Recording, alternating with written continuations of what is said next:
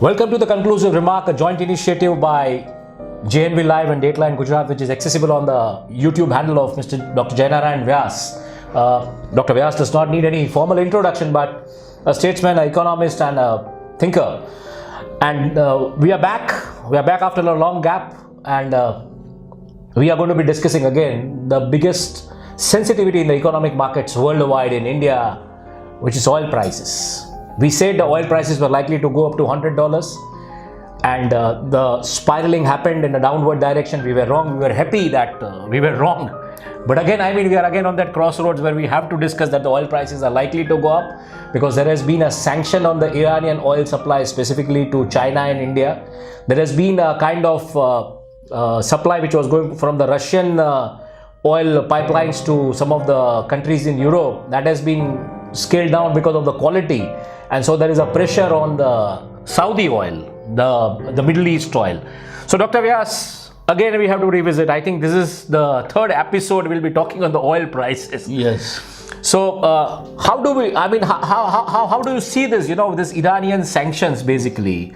The US sanctions coming that you cannot now buy oil from Iran, or the Iranian oil supplies will be dried off for India. Again, which was there like, rupee currency, the way it was accepted instead of dollar. So how do you see India will really, address this procurement gap arising due to Iranian oil supply? Let us go back to 6th October 2018. Yes. When the atmosphere appeared to be set, America had already announced sanctions on Iran. And it was not very clear how long China and India will be permitted to draw oil from the Iranian supplies. Venezuela was again in trouble. And Venezuelan oil availability also was under a cloud. Severe pressure and cloud. True. Under that circumstances, we thought that the prices which ruled at around $84-85 a barrel. Yes. On first week of October 2018, yes, would touch $100 a barrel. By December, that was a kind of... Yes, but that was subject to condition that Iranian crude will not become available. And Venezuela source also where we are taking about 7 lakh barrels of oil, will also not be available. And therefore, the additional requirement of Europe, which they will draw from the current basket of Gulf and Russia, plus India, will create upsurge in the prices. We at that time also thought that China may not obey these sanctions, and therefore China, which is one of the largest buyers of the crude in the world market, might not create any problem. On the contrary, they continuing to buy oil from Iran might to some extent help them, because they could negotiate the prices, and to some extent it will help the world oil pool market also, because China would additionally draw supplies from Iran, hopefully. So these things were at our back of the mind. Iran is third largest supplier. Yes. If you look at 2018, we ended up purchasing $98.7 billion worth of crude from the world market. Iran was $13 billion out of that pie. So Iran being the third largest supplier, and again Iranian source had two other advantages. One is that you can get 60 days credit. That is a main advantage. Second is rupee payment. Currency. The volatile market, like when dollar spirals above 70, you are lucky to make the payments in rupee. This was a good respite for India, because out of 98, if you say 13, then around 12.5% of the supplies came from a easy payment area, I would say. And quality wise, they were able to match with the Gulf or any other good quality. But that all of a sudden, with the sanctions of America on Iran, that now you cannot supply oil to even India, that has created a change in the situation. And with that, the Brent oil prices have started going up, but not to the extent they could have gone up. In fact, if you look at announcement date and today, they have come down. They've come down, yeah. So it was spiraling around 75. Yes. So from there, it is slightly down at 74.16. True. So it has slightly come down as OPEC countries have sort of announced that they will increase the production.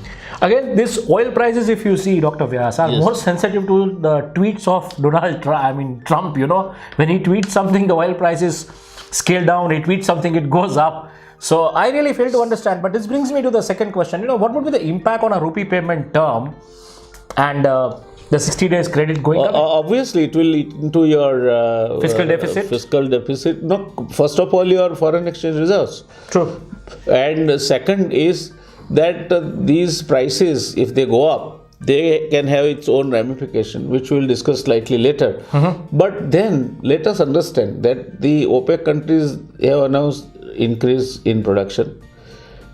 But that is not the only reason. The main reason, according to me, is that 1970 after, America holds the largest reserves of the oil. That appears to be the major reason why the America is going to be a major player in this market. True. 1970, they held similar reserves of around 39 billion barrels. True. From there on, 2017, they reached this level. And they are likely to be a major player because that fractionation technology, which is making the Texas alone now, which holds more than 100 billion barrels of recoverable oil. So 90% of which is from shale. I mean, the shale reserves are also giving them some kind of a cushion to play around with the oil price. Cracking, yeah. So, it is estimated that out of 1 trillion barrels of yet undiscovered oil globally, out of 1 trillion barrels of yet undiscovered oil globally, shale oil makes up close to 300 billion barrels. Okay. And according to the Rystad Energy's database, some 78% of these yet to be discovered reserves are in non-OPEC countries. So it's a 30% pie, you can call it, basically, no, of it 1 trillion? It will have increasing share in the oil market.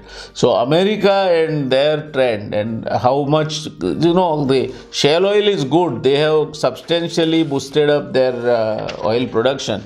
Reserves, if you look at America, 2010, they had 23 billion barrels reserve. Okay. From there, it has come to 39 billion. So it's a significant rise in the reserves. It has, apart from meeting with the requirement, it is adding to the reserves. Shale oil is major source, and this source, if you look at US alone, then it added nearly 50 billion barrels in 2017, and now has estimated 310 billion barrels of recoverable oil, which are equal to 79 years of US production at the current pace of output. So if you are sitting on such a huge potential, obviously US, which was once upon a time when the first oil shock came, oil-starved country, energy-starved country, 50s. Yes, now because of this, it has become a major player in the rather exporter, you can call it, in the crude market. Only thing is that how far they can afford it, because there is also another side of it, that the shale oil cracking is one of the major deterrent to the environment. But then US doesn't care for it. So sure. I think I would say that if one of the most misbehaved or irresponsible players in the world today are those who are rich and powerful. Oil rich. Not necessarily oil rich, rich and powerful. Rich and powerful. Yes. But this brings me to a very domestic question. Yes. There has been this hovering of the prices, yes. sentiment kind of a market where oil prices have been going up, scaling down a little. Yes. More sensitive to the tweets of Mr. Trump, but the American President, Mr. Trump. But do you see the impact happening in India? Because why I ask this question? Yet the 4 phases of the polling are to happen in India. So let us not And link it. I don't with see that. prices are really going up. The point is that. No voters are going to vote on the per barrel oil prices. Okay. But you must understand. No, the inflation. My point is because if the oil prices will go up, there will be inflation. No, before that, another factor you have to understand is that India made 100% of the payment with this 60 days credit facility in rupee. Okay. Plus Iranian crude was working out to be 50 to 60 cents cheaper than other countries. So all of a sudden now the substitute which you had of 13 billion US dollars, that is 12.5% of India's requirement, precisely, is going to be a little costlier. Not little costlier, but costlier by about 50 to 60 cents a barrel. And then no credit and currency fluctuation risk. Again, you have to buy dollars. If dollars become stronger vis-a-vis rupee, then currency fluctuation risk is yours. So this is going to have a major impact on your current account deficit also. This is going to have a major impact on your inflation also. And this is going to also have a major impact on how you will be balancing your energy basket. So it's basically, you can call it that whatever the government or whosoever comes in power has this big challenge in coming days: the rising oil prices, the difference of that 50-60 cents, and the currency volatility. See, if you would have heard the finance minister carefully, and I quote, while presenting the budget, Piyush Goyal, he said, February 1, 2019, yes, he said, the current account deficit, CAD, against a high of 5.6% 6 years ago, is likely to be only 2.5% of GDP this year. Now we don't discuss the quality of the current account deficit, but he has assumed it 2.5%. Now if suppose that the crude prices go up from here on and they go on scaling new highs, then if they reach higher and higher and higher, average crude oil, Brent crude oil prices, if they reach $75 per barrel, this 2.5% will be minus 2.9%, and overall balance of payment will be minus 17%. So it's a huge pressure. Minus 17 billion. As far as India is concerned, this is at $75 a barrel, okay, which we are talking about today. So, but supposing it goes to it's 100. If it goes to the mark of 100, you don't. Yes, then your current account deficit will hover around 3.2. But it's a huge risk. And this will this balance of payment position also will be substantially difficult and might go to almost 25% more. So that is 17, and you can add on to that 5. So around 22 billion US dollars. But it will be again the inflation, I think, that will play the very crucial role. We don't do anything. We keep everything standard. Even then, you know, you will be playing in that regime. Now, you very rightly raise the issue of inflation. You look at the inflation, what is happening to inflation in India. When October 2018 means we don't worry about it. Let's go to January 2019. Yeah. The inflation was 2.57 to 2.05%. Okay. These are Reserve Bank of India's figures. Yeah, these are of course 2019 when Piyush Goyal presented the budget, 2.57. 57. 2000 March 2019, 2.86. Rising. 2.86, and 24th April 2019 at Brent oil price of $75, it is 3.2 to 3.4%. So it is rising actually. Yes, and the dollar price has gone up from what it was in February 2019, 71 rupee per dollar. It has gone up to 74.35 rupees. So even the currency is rising. Is weakening. Yeah. Dollar is becoming stronger. Oil prices are going up. Oil prices are going up. It's a dangerous cocktail again. I won't be a prophet of doom, but these are the issues which should matter while you talk anything about the impact of the Iranian sanction and India losing 12.5% of source, which was coming to them 50-60 cents cheaper per barrel, sure. and also with the rupee payment facility and the credit facility. Now, this definitely is going to have the impact on our economy, and of course the pockets of the common man also, precisely. Ultimately, see, what is economy? Ultimately, it is you and me. Sure. Ultimately, the finance minister doesn't create money out of nothing. So it is ultimately you and me who Is will the money circulating in the pockets? Yes, basically. we will have to bear the brunt of the burden. So the issues at debate, if we talk about the current scenario, and if we talk about what are the issues at debate, I think we will not go on any kind of a crystal gazing this time. True. But the issues at debate is, first is how India will solve the procurement gap arisen because of Iranian supply triangle. And that's almost 3 lakh barrels. Whether they will be able to convince their good friend Saudi Arabia to provide for that additional supply. But then I don't think Saudi Arabia will provide it at the cost and on terms Iran provided. So they might provide you the supply. They might give you the required oil. You might not be starved, but on the terms of the world market. So you'll have to buy it on the world market terms. Sure. Second is, what would be the impact of rupee payment term and the 60 days credit going away? It will have definitely currency fluctuation as the rupee is becoming weaker, dollar is becoming stronger, and the credit period is gone. Plus 50 to 60 cents cheaper supply also has died off, so it will definitely have the impact on current account deficit also and the inflation also.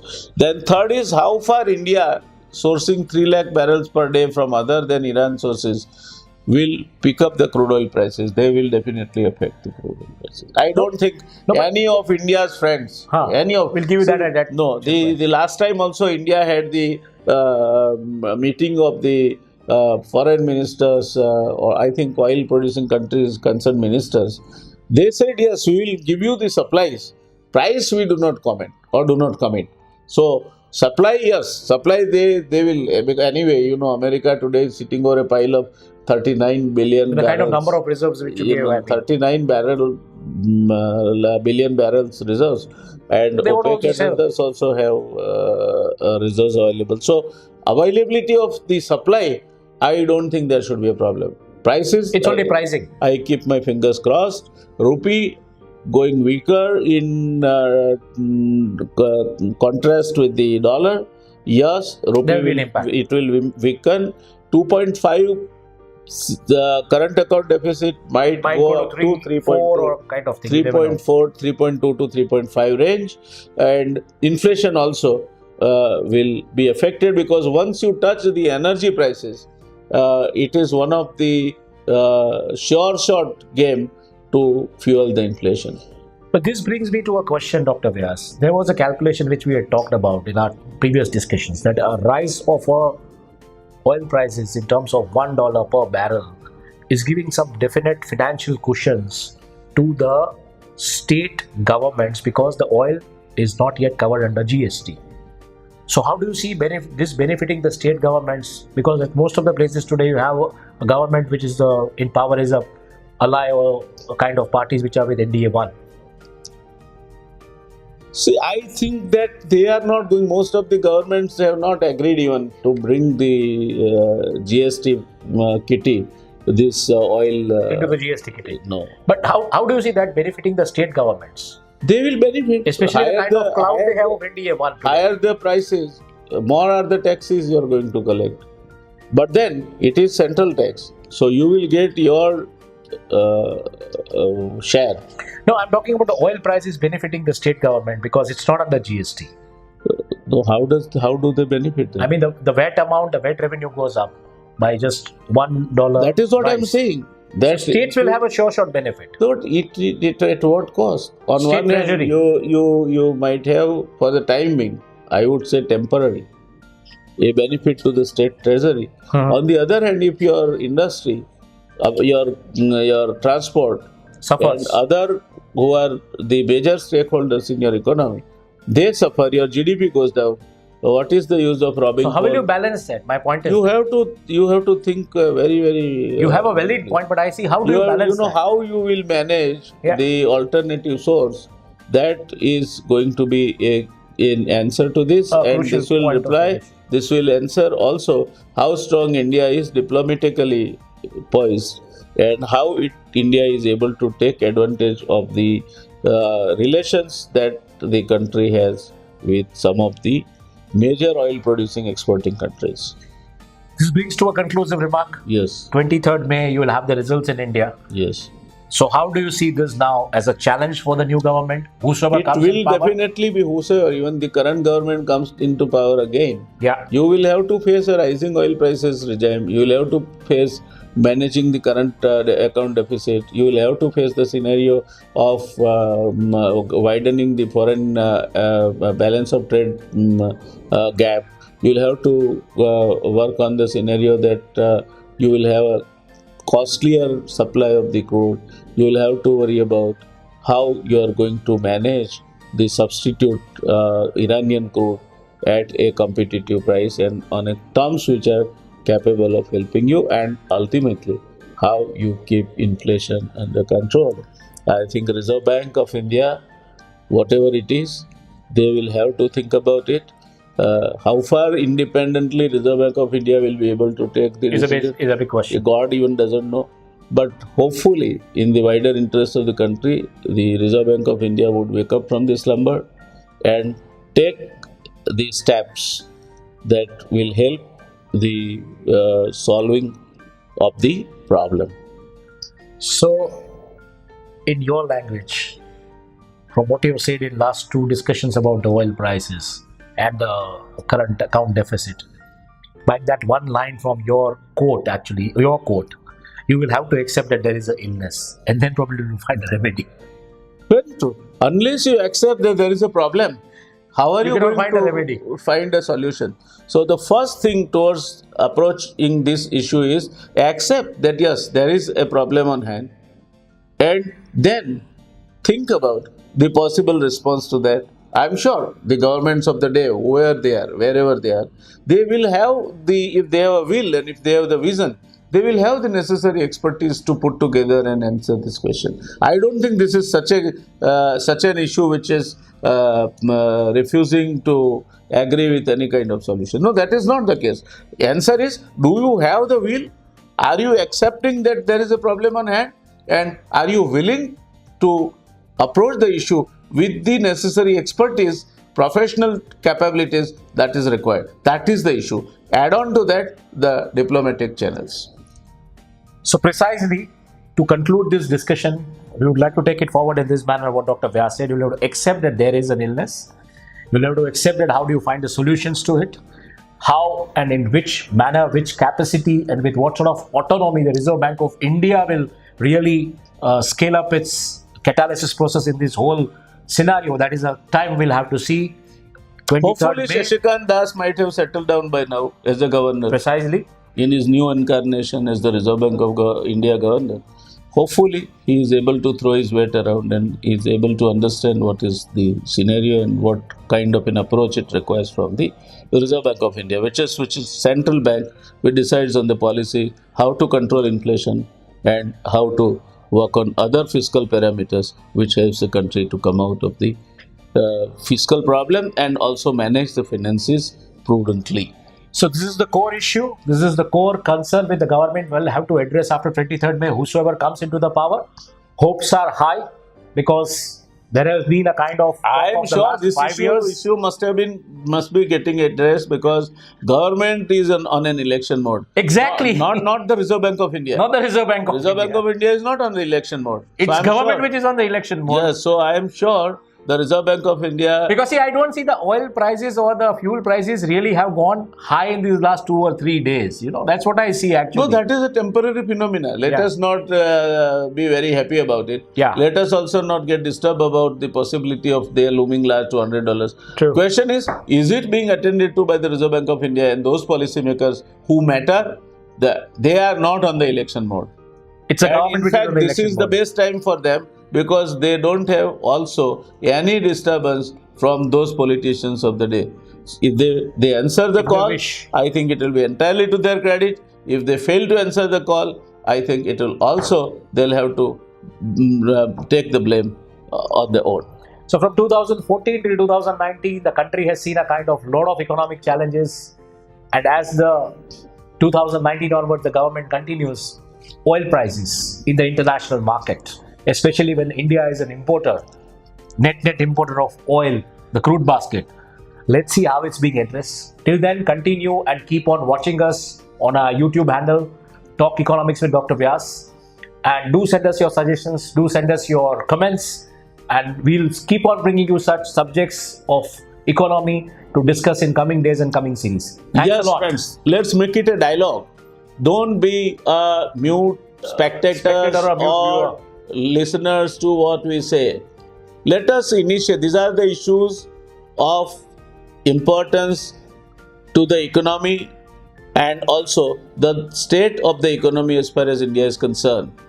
You with your experience at the back, you with your knowledge of economics and the fiscal matters at your back, you with your experience on inflation, current account deficit, budgetary planning and financial management at your back, we do value your suggestions. It's ultimately the common man. Please let us make it a dialogue. True.